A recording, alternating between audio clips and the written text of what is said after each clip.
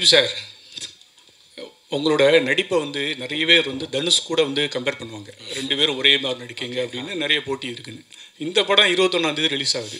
Dhanush direct பண்ண 20 படமும் இன்னைக்கு 21 ரிலீஸ் ஆகுது. இந்த படத்தில் வந்து உங்களுக்கு துணையாக வந்து விக்னேஷ் சிவன், சிம்பிளாக வேறு இருக்காங்க. இந்த போட்டியை எப்படி பார்க்குறீங்க? ஓகே சார், நல்லா இருக்குது சார். இந்த ஆங்கிள் நான் இந்த கோணத்தில் நான் யோசிக்கலை. பயங்கரமாக இருக்குது. எங்கேயுமே போட்டி இல்லை சார், இது போட்டியே இல்லை. அந்த மாதிரி ஒரு டேட் அமைஞ்சிருச்சு. நாங்கள் 14 தான் ரிலீஸ் ஆகிறதா இருந்தோம். அஜித் சார் படம் வந்துச்சு. அதனால் நல்ல இன்னும் பெட்டரான ஓப்பனிங்காகவும் ஸ்க்ரீன்ஸ்க்காகவும் 21st புஷ் பண்ணோம். ஐ திங்க் அதே ரீசனுக்காக தான் அவங்களும் புஷ் பண்ணியிருப்பாங்க. அந்த மாதிரி ஒரு விஷயம் அமைஞ்சிருச்சு, அவ்வளோதான் சார். ரங்கநாதன் எங்கள் அப்பா பேர் சார், பிரதீப் என் பேர். பிரதீப் சார். பிரதீப் சார் ஒரு கேள்வி. இப்போது நீங்கள் லவ் டுடே படம் கொடுத்தீங்க, பெரிய சக்ஸஸ், ஹீரோவாக நடித்தீங்க. பட் பெரிய சக்ஸஸ் கொடுத்த நீங்கள் வந்து தொடர்ச்சியாக ஹீரோவாக நடிக்க போகிறீங்களா, இல்லை படங்கள் டைரக்ட் பண்ண போகிறீங்களா? எந்த முடிவு எடுத்திருக்கீங்க அதை சொல்லுங்கள். இப்போதைக்கு 3 படம் நடிச்சிட்ருக்கேன் சார். அந்த 3 படம் முடியும் போது அந்த டைமில் என்ன தோணுதோ, நான் அப்பப்போ என்ன தோணுதோ அதை தான் பண்ணிகிட்ருக்கேன். ஷார்ட் ஃபிலிம்ஸ் பண்ணி ஐடியில் இருந்தேன், அப்புறம் ஷார்ட் ஃபிலிம்ஸ் பண்ணிகிட்டு இருந்தேன். டைரக்ட் பண்ணணுன்னு ஆசைப்பட்டேன், டைரக்ட் பண்ணேன். நடிக்கணும்னு ஆசைப்பட்டேன், நடித்தேன். இப்போதைக்கு 3 படம் நடிக்கிறேன். அந்த டைமில் தான் டெசிஷன். ஐ திங்க் நடிக்கிறது கன்டினியூ பண்ணணும்னு நினைக்கிறேன். டைரக்ஷனும் அப்பப்போ ஒரு கதை பண்ணுறதுக்கு கொஞ்சம் டைம் ஆகுது. 2 வருஷம் அந்த மாதிரி எழுதுறதுக்கு டைம் ஆகுது. ஸோ அதனால் இதையும் யூஸ் பண்ணிக்கிறேன். நான் டைரக்ட் பண்ணும் போது ஒரு 3 வருஷத்துக்கு ஒரு தடவை டைரக்ட் பண்ணேன்னா அதுக்கு நடுவில் நான் நடிச்சிட்டு இருப்பேன். சார், இந்த சிம்பு பாட்டு ஐடியா கொடுத்தது நீங்களா டைரக்டரா சார்? சிம்பு பாடிட்டு என்ன சொன்னார் சார்?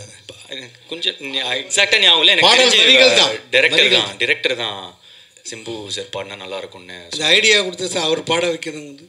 அதுதான், அது டைரக்டர் தான் நினைக்கிறேன் சார். நீங்கள் தான். ஆமாம், பாட்டு வரிகளுக்கு இன்ட்ரெஸ்டிங்கான ஒரு விஷயம் இருக்குது சார். ஃபஸ்ட்டு அந்த ஏண்டி விட்டு போன லிரிக்ஸ் சொன்னது என்னோடய டிரைவர் மணி. அவர் தான் வந்துட்டு இப்போ ஒரு நார்மலான ஒருத்தர் வந்து இந்த ஒரு டிஸ்கஷனில் இருக்கும்போது என் டிரைவர் எப்பவுமே கூட பக்கத்துலேயே வச்சுப்பேன். ஏன்னா ஒரு கதை சொல்லி பார்க்கும்போது அவருக்கு போய் சேர்ந்ததுன்னா அவருக்கும் எல்லாருக்கும் பிடிக்கும் அப்படின்ற ஒரு நம்பிக்கை எனக்கு. ஸோ என் டிரைவர் வந்து என் கூடயே தான் இருப்பார் அவர், மணின்னு சொல்லிட்டு.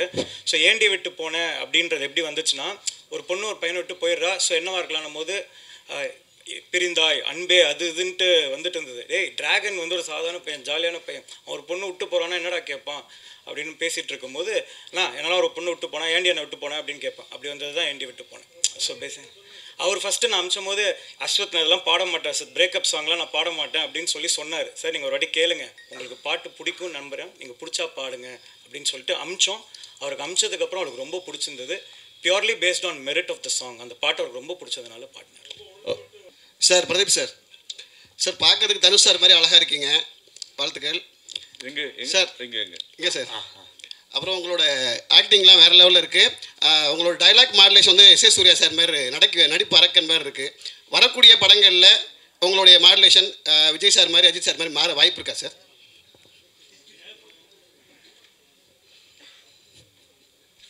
மைக்கு முன்னாடி டைரக்டர் சார், இது வந்து இந்த ஷேப் ஷிஃப்டர்ஸ்ன்னு சொல்லுவாங்க. ஆனால் தமிழில் கரெக்டான ஒரு வார்த்தை நீங்கள் கேட்குறது வந்து இப்போது அப்படி இப்படி மாறிக்கிட்டு இருக்குமான்ற மாதிரி. என்னென்னா, இப்போது நான் டைரக்ட் பண்ணி ஆக்ட் பண்ணும் போது ஒரு விதமாக நடித்தேன். உத்தமன் பிரதீப் அப்படின்ற ஒரு கேரக்டர், கொஞ்சம் எக்ஸென்ட்ரிக்கான கேரக்டர் அப்படி இருந்துச்சு. இப்போது ஆக்சுவலாக டிராகனில் வந்து உத்தமன் பிரதீப் மாதிரி இருக்காது, ரொம்ப வித்தியாசமாக. நான் கிட்டத்தட்ட டைரக்டர் என்ன எனக்கு பண்ணி காட்டுவார், அதை தான் வந்து முடிஞ்ச அளவுக்கு நான் ரெப்ளிகேட் பண்ண ட்ரை பண்ணியிருக்கேன். ஏன்னா அவரோட கேரக்டர் தான் டிராகன்றவன் கொஞ்சம் ஃபஸ்ட்டு திமிரு பிடிச்ச மாதிரி இருப்பான். ஸோ அந்த அந்த விதமாக தான் அதை நடித்து ட்ரை பண்ணேன். ஸோ இனிமேல் வர படத்தில் அந்த டைரக்டர்ஸ் எப்படி சொல்கிறாங்களோ அந்த மாதிரி நடிக்க முயற்சி பண்ணுவேன். சார், இப்போ வந்து கேட்குறது வந்து முத்த காட்சி பற்றி சார். என்னென்னா, ஃபஸ்ட்டு படத்தில் ஜெயம் ரவி சாரை வந்து நீங்கள் முத்தம் கொடுக்க விடல. செகண்ட் படத்தில் வந்து கடைசி சீனில் வந்து முத்தம் கொடுத்தீங்க.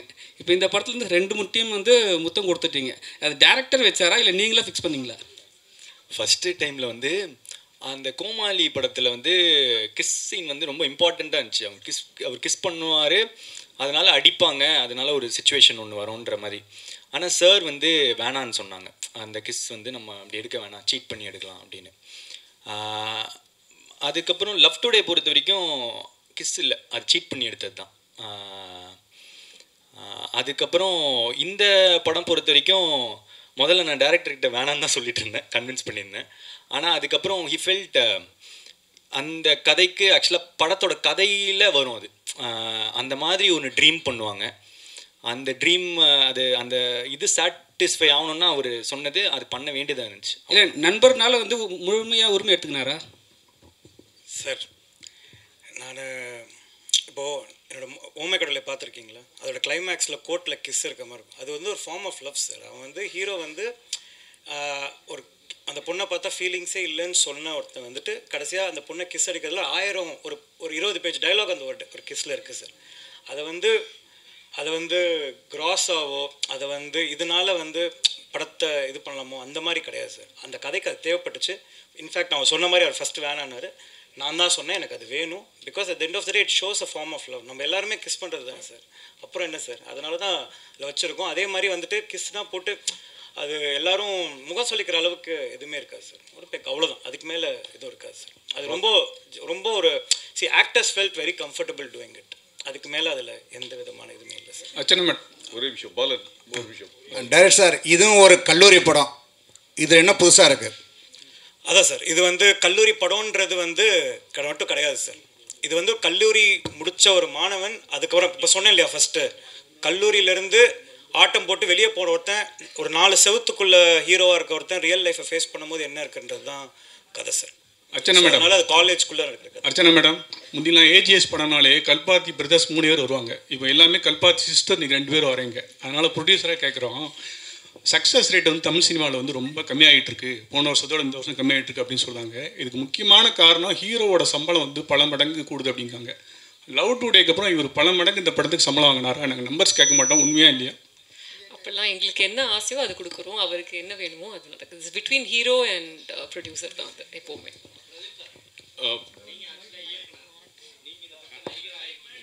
ஒரே நிமிஷம், மைக் கொடுங்க, மைக்.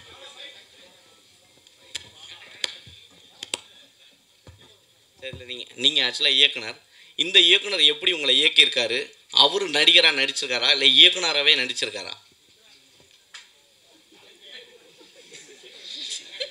இயக்குனர் நடிச்சிருக்காரு, அது எனக்கு லாஸ்ட்டாக புரியல. எனக்கு புரிஞ்ச வரைக்கும் நான் ஒரு பதில் சொல்கிறேன். ஆக்சுவலாக டேரக்டர்னா ஒரு போர்ஷனில் இப்படி தான் நடிக்கணும் அவர் சொல்லுவார். ஆமாம், நீங்களும் இயக்குனர் தானே.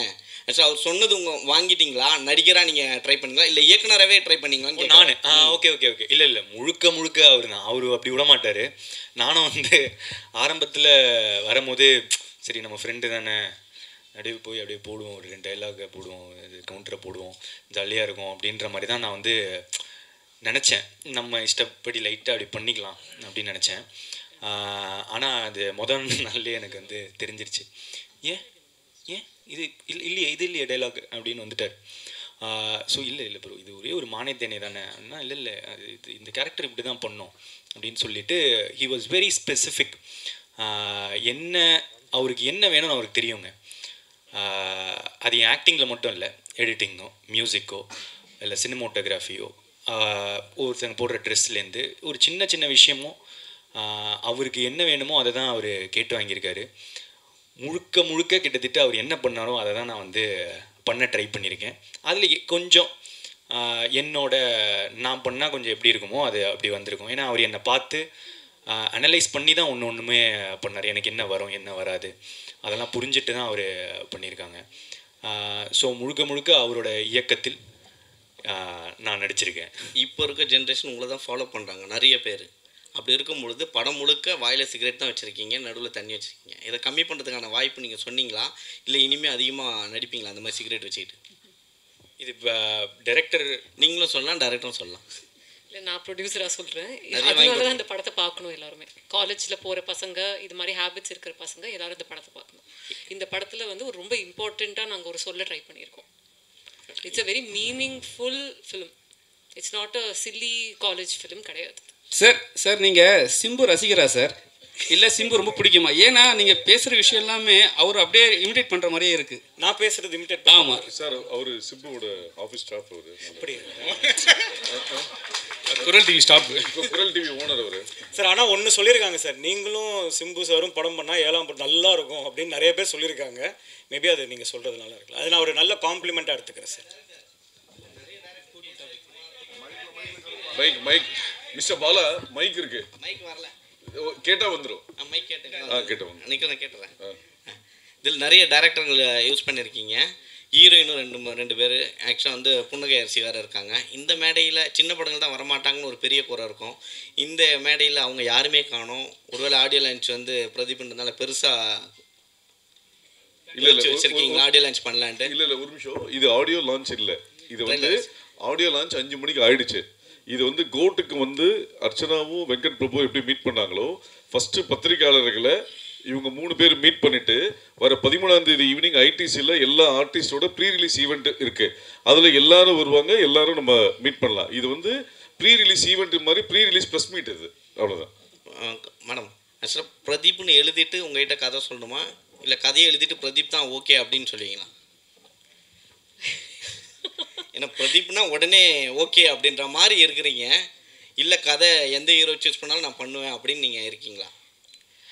பிரதீப்னா எப்போவுமே ஏஜிஎஸோட டோர் ஓப்பன் தான், அந்த டவுட்டே கிடையாது. அண்ட் நல்ல கதைகளுக்கும் எப்போவுமே இதுதான். பட் பிரதீப் அப்படி வரல, நாங்கள் ஒர்க் பண்ணணும்னு நினச்சிட்டு இருந்தோம். 2 பேருக்காக ஒரே ஒரு பதில் நான் சொல்லிக்கிட்டுமா? கொஞ்சம் ஃபார்மில் இருக்கேன் சார். பிரதீப்ன்ற ஒரு என்னோடய ஃப்ரெண்டு, நான் பார்த்துருக்கேன். அவன் எவ்வளோ ஆக்டராக எவ்வளோ காம்பவுண்ட் ஏரியா இறங்கியிருக்கான், என்னென்ன சொன்னாங்கன்றதெல்லாம் அது இங்கே சொல்ல வேணாம். அவன் போய் ஹீரோவாக ஏரியா இருக்கும்போது, ஆனால் அப்போவே ஏஜிஎஸில் வந்து கதவை திறந்து படம் பண்ணவங்க சார். அவனை வச்சு 100 கோடி படம் ஹிட்டு கொடுத்துருக்காங்க சார். அப்போ ஆப்வியஸாக அதுதானே சார். அவங்க பிரதீப் யாருன்னு இல்லாத போதே ஏஜிஎஸ் தானே பண்ணாங்க. பெரிய பெரிய ஹீரோஸோட பண்ணும் போதும் they did it for Pradeep at that point of time. அப்போது அதுதானே sir. I think that's where ஒரு பெரிய ப்ரொடக்ஷன்றது it is not about doing great films, big films alone. It is about finding new talents. They found Pradeep. So இல்லை அது எதுக்காக கேட்கணும்னா, நிறைய பேர் ஸ்டோரி வச்சு சுற்றிட்டு இருக்காங்க. ஒருவேளை பிரதீப்னு சொன்னால் கதவு திறக்குமோ என்னவோ அசிஸ்டன்ட் டைரக்டருங்களுக்கு. அதனால நல்ல கதையாக இருந்தால் ஃபஸ்ட்டு இருக்கணும். ஐ திங்க் அது ரொம்ப முக்கியம். கதை நல்லா இருந்தால் தான் எல்லாருக்கும் அது ஃபவுண்டேஷன். அது ஒரு படத்துக்கு டைரக்டர் சார், அவங்களோட முதல் படத்துலையும் 2 ஹீரோயின், இதுலேயும் 2 ஹீரோயின், அடுத்த படத்துலேயும் 2 ஹீரோயின் தானே, ஒரு ஹீரோயினா? இது என்ன மாதிரி formula? Ashwath sir, Ashwath sir இங்கே ஹீரோயினா சார்? ஹீரோயின் அப்படின்ட்டு இல்லை சார். கதைக்கு என்ன தேவைப்படுதோ சார். இப்போது இது டைம் பீரியட்ஸ் வேறு வேறு இருக்கிறதுனால நம்ம லைஃப்லேயே நிறைய பேரை க்ராஸ் பண்ணிட்டு வரோம். அந்த மாதிரியான இதுதான். இப்போ நீங்கள் ஓமே கடலையில் பார்த்தீங்கன்னா கூட இந்த ஃபஸ்ட்டு ஹீரோயின் செகண்ட் ஹீரோயின்ற கான்செப்ட்லலாம் வந்து எனக்கு உடன்பாடு இல்லை சார். அது வந்து எனக்கு ஃபஸ்ட்டு படம் பண்ணும்போது கஷ்டமாக இருந்தது. ஒரு ஹீரோயின் வச்சுட்டு இன்னொன்று கன்வின்ஸ் பண்ணுறது நான் போதில்ல. அதனால தான் நான் வாணியை இன்ட்ரடியூஸ் பண்ணேன். அவங்க சீரியல் பண்ணிட்டு இருந்தாங்க. அப்போ அவங்கள கூப்பிட்டு இந்த கேரக்டருக்கு. ஸோ அதனால் இந்த first heroine second heroine 2 heroine கான்செப்டில் கதைக்கு தேவைப்படுது சார். நாளைக்கு ஹீரோயினே தேவையில்லைன்னா நான் ஹீரோயின் போடவே மாட்டேன் கதையில். கதை என்ன தேவைப்படுதோ அவ்வளோதான் சார்.